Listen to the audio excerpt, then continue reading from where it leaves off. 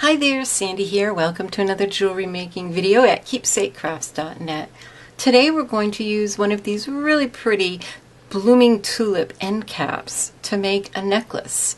So I have seen this particular design of end cap used in so many different ways. I actually wanted to make a pair of earrings today, but the end caps I have are maybe a little big. I'll have to get a smaller pair and make a similar pair of earrings.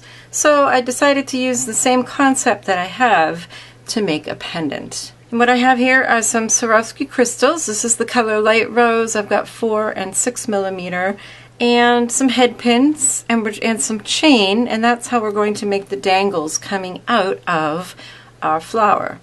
And so it's simple enough. You just put a crystal on a head pin and then make a simple loop. I love to use the one-step looper, but you can just use round nose pliers. And then I have some chain here that I'm going to use for my dangles. So I'm going to open up that loop and add, because this is double chain, I'm going to add the last 2 links of chain. And then just close up that loop. And then trim off that chain to whatever length I want it to be. Now here are a few others I've done already. Just the Swarovski crystal on a loop attached to the chain, and then here I've made a large head pin just with a 3 millimeter loop, and I've just added them in varying lengths.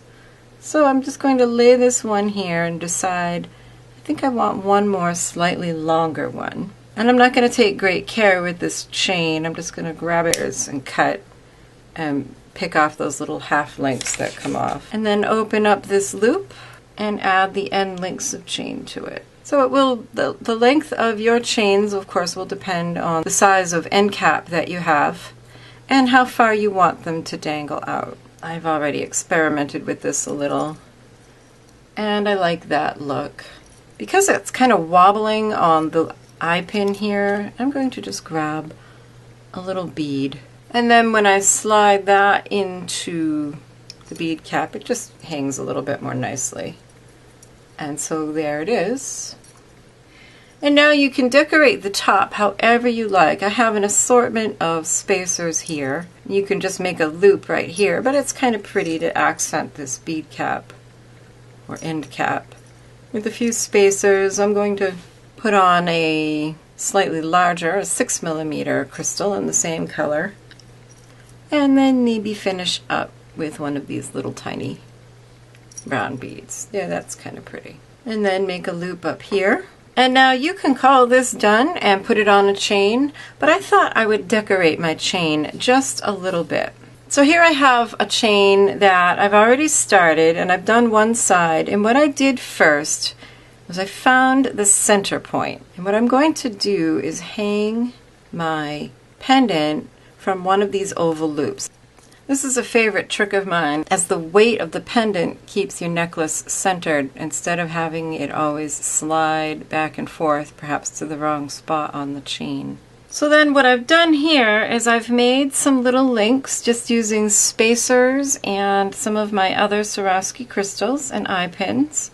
So like for this one, I just have a spacer, a 6 millimeter Swarovski, and another spacer. Make a loop. And then what I've done here is I've actually cut out some of the short chain and then put my bead link in that space.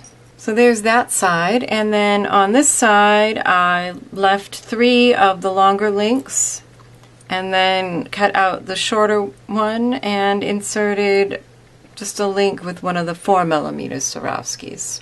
I'll add some more chain to go around the back to make my necklace the length I want it to be, and it's all done. If you're interested in the supplies I used in this project, there's a link in the upper right and in the description box to go to the accompanying blog post. So I hope you like this design idea. It's a really fun way to use jewelry components differently than we might normally think of. And there are so many different options for things that you can dangle in the bead cap. If you like my videos, consider becoming a patron. You can support this channel by sending $1 a month or whatever you can afford. Check out my Patreon page for details. If you're new here and haven't already subscribed to my YouTube channel, make sure you do for 3 new tutorials every week I upload on Mondays, Wednesdays, and Fridays. Here's another look at the project we made. If you liked it, give it a thumbs up, share, and leave me a comment. Happy creating. Bye-bye.